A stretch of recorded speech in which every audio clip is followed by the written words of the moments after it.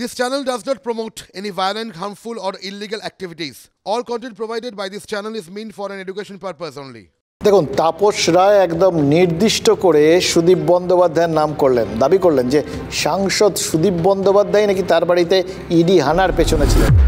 আর অভ্যন্তরীণ একটা শৃঙ্খলা না থাকলে এরকম হয় আর কি, অভ্যন্তরীণ দ্বন্দ্ব সেটা থাকলেও কি এরকম হয়? মানে লোকসভা ভোটের মুখেই কি এই সমস্ত দ্বন্দ্বগুলো তুঙ্গে ওঠে? গত কয়েকদিনের কার্যকরণ বিশ্লেষণে কিন্তু তাই মনে হচ্ছে। সুদীপ বন্দ্যোপাধ্যায়ের বিরুদ্ধে কুণাল ঘোষ প্রথম মুখ খুলেছিলেন, আর তারপর কুণালকে সমর্থন করে সরব হয়েছিলেন তাপস রায়। এবার তাপস রায় কিন্তু স্বীকার করে নিয়েছেন তিনি নবীন গোষ্ঠীর নেতা। তাহলে লোকসভা ভোটের আগে, এবং কুণাল ঘোষ তিনি যে নবীন গোষ্ঠীর প্রতিনিধি সেটা তো সবাই জানে। এটা দেখলে একটা ইকুয়েশন পাওয়া যায় না? তাহলে কি মনে হবে যে লোকসভা ভোটের আগে তৃণমূলের আভ্যন্তরীণ দ্বন্দ্বে যাবতীয় আক্রমণের স্রোত সেটা কি একমুখী? আক্রমণটা কি নবীন গোষ্ঠীর দিক থেকে ক্রমাগত প্রবীণ গোষ্ঠীর দিকেই ধেয়ে যাচ্ছে? আচ্ছা, এই সিপাহী বিদ্রোহের ফলে কি অভিষেক বন্দ্যোপাধ্যায় লোকসভা ভোটের আগে খানিকটা আপার হ্যান্ড পেয়ে যাচ্ছেন? যে প্রশ্নগুলো উঠছে সেই প্রশ্নগুলো কোথাও গিয়ে কি ওই প্রবীণ গোষ্ঠীকে একটু চাপে ফেলে দিচ্ছে, যার ফলে তারা আবার অনুগত সৈনিকের মতো, যেরকম ফিরহাদ হাকিম তিনি বলেছেন অনেক কিছু বলার আছে কিন্তু বলছেন না, কিন্তু বললে বিস্ফোরণ হবে। ফলে বিস্ফোরণের জন্য তারা যে তৈরি সেটা বোঝা যাচ্ছে, কিন্তু কোথাও গিয়ে উল্টো স্রোতটা কি একটু বেশি শক্তিশালী হয়ে যাচ্ছে, যার জন্য পাল্টা স্রোত বওয়ানোর দিকে তিনি যেতে রাজি হচ্ছেন না, পাছে ভেসে যেতে হয়। এবার তাপস রায়ের মতো ভদ্র অনুগত নেতাও যে তৃণমূল ছাড়তে বাধ্য হচ্ছেন ওই সুদীপ বন্দ্যোপাধ্যায়ের মতো প্রবীণ নেতার কারণে, এই বিশ্লেষণটা তৃণমূলের অন্দরে কাদের বিরুদ্ধে যেতে পারে? পলিটিক্যাল অপরচুনিস্ট পারসন, সুযোগ সন্ধানী, রাজনীতিতে সুযোগ সন্ধানী। ও ভাবে যে উত্তর কলকাতা থেকে সিট দিয়ে দাঁড়াবে, ওকে তৃণমূল কংগ্রেস টিকিট দেবে, ও বিভিন্ন রকমের প্রেশার ক্রিয়েট করেছিল, বাজে বাজে কথাবার্তা বলছিল। হ্যাঁ, সেটাও জানে যে ও আর পাবে না, তাই জন্য ও চলে গেছে। এখন বিজেপিতে টিকিট পাওয়ার জন্য গেছে, হেরে ভূত হয়ে চলে যাবে। কোনো অন্তর্দ্বন্দ্ব নেই, সব ক্রিয়েটেড, ও করেছে।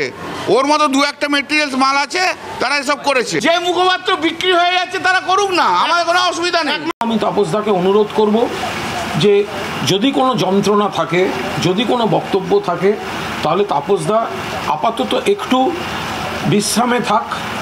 দয়া করে তাপসদা যাতে অন্য কোনো দলে যোগদান না করে।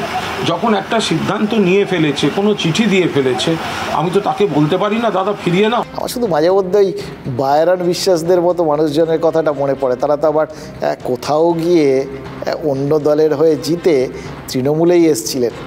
যারা যারা এরকম বক্তব্যগুলো রাখছিলেন বায়রান বিশ্বাস সম্পর্কে, যদিও তাদের এখন মানে তাপস রায় অবশ্য সদ্য প্রাক্তন হয়ে গেছেন, কিন্তু বায়রান বিশ্বাস তিনি তো তাদের দলেই রয়েছেন। একবার মূল্যায়ন করবেন নাকি তার? এটা কিন্তু মাঝে মধ্যে মনে হয় যেন তো এগুলো মানে সাধারণ মানুষের প্রশ্ন, তো আমাদের তো সাদা মনে কাদা নেই। দেখুন, মাঝে মধ্যে এই প্রশ্নগুলো মনের মধ্যে আসে, তুলে দিই, কারণ আমাদেরও তো মাঝে মধ্যে বুঝতে হয় যে আমাদের মতামতের আদৌ কোনো দাম আছে কিনা বা কতটা আছে। এই ধরুন সুদীপ বন্দ্যোপাধ্যায়, তাকে নিয়ে তাপস রায় এত কথা বললেন, বা সুদীপ বন্দ্যোপাধ্যায় সম্পর্কে কুণাল ঘোষ কালকে পর্যন্ত যা যা কথা বলেছেন, তাকে গ্রেফতার করা উচিত এবং আরও অনেক কিছু কথাবার্তা বলেছেন ঠলেছেন আর কি। তারপর আজকে কুণাল ঘোষ মেরেছি কলসির কানা, তা বলে কি প্রেম দেবো না বলে চা খেতে, মানে তা বলে কি চা দেবো না, এরকম একটা ভঙ্গিতে সুদীপ বন্দ্যোপাধ্যায় তাকে চা খেতে নেমন্তন্ন করেছেন। কুণাল ঘোষ গেছেন, কেউ সৌজন্য করেছেন, এর তো সৌজন্যের মরশুম আর কি। ফলে চা খেতে চলে গেছেন তিনি। সুদীপ বন্দ্যোপাধ্যায় তার এই যে তাপস রায় চলে যেতেই কুণাল ঘোষকে এইভাবে চা খেতে ডাকা, নেমন্তন্ন করা, যা যা বলেছিলেন সেগুলো শুনতেই পেলেন না, বা এতদিন মানে কুণাল ঘোষ বলার পরে কোনো রিয়াকশান দেননি, সেটা কি চা খেতে ডাকবেন বলে? এখনও চাটা মুখে লেগে আছে।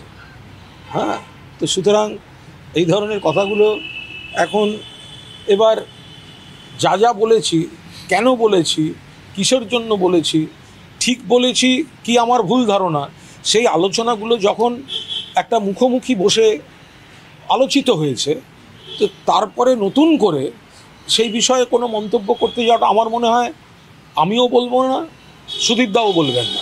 খেয়াল করে দেখা যাবে যাবতীয় ডামাডোল কিন্তু শেষে একটা বিষয়কেই ইঙ্গিত করছে। দেখুন, 3টে পদত্যাগ, তাপস রায়, কুণাল ঘোষ এবং বিচারপতি অভিজিৎ গঙ্গোপাধ্যায়। এই গত কয়েকদিনের মধ্যে তো এই 3টে পদত্যাগই দেখলাম আর কি। আজ বিচারপতি হিসেবে শেষ মামলা শুনেছেন বলে জানিয়ে দিলেন অভিজিৎ গঙ্গোপাধ্যায়। আগামীকাল তিনি বিচারপতি পদ থেকে ইস্তফা দেবেন বলে শোনা যাচ্ছে। এবার শোনা যাচ্ছে যে 7ই মার্চ অভিজিৎ গঙ্গোপাধ্যায় নাকি বিজেপিতে যোগ দিতে পারেন। তমলুক থেকে লোকসভা নির্বাচনে পদ্মপ্রার্থী হওয়ার সম্ভাবনাও নাকি প্রবল। এবার তমলুক মানে তো শুভেন্দু অধিকারী খাস তালুক।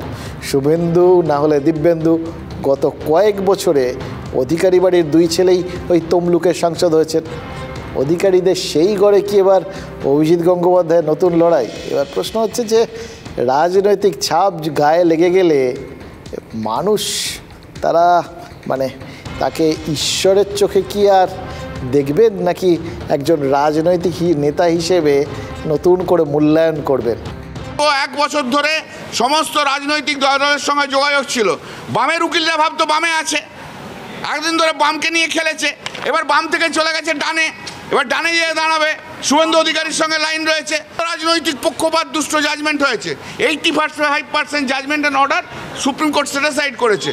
দেখুন, সাম্প্রতিককালে না আপনার আমার মতো সাধারণ মানুষের একটাই মানে শেষ আসার জায়গা এরকম আমাদের হঠাৎ করে মনে হতে শুরু করেছিল, বিচার ব্যবস্থা।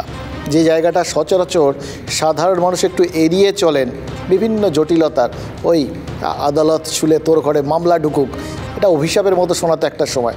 আজকের দিনে দাঁড়িয়ে মানুষ মামলা করার কথা ভেবেছে, আদালতের দ্বারস্থ হওয়ার কথা ভেবেছে দেবালয় হিসেবে, শেষ আশ্রয় হিসেবে। কোথাও গিয়ে কোনো একটা সিদ্ধান্তে মানুষের সেই শেষ ভরসার জায়গাটা নিয়ে আবার মনের মধ্যে সংশয় তৈরি হবে না তো? আসলে অল্প লইয়া থাকি তাই আমাদের যাহা যায় তাহা যায় গো।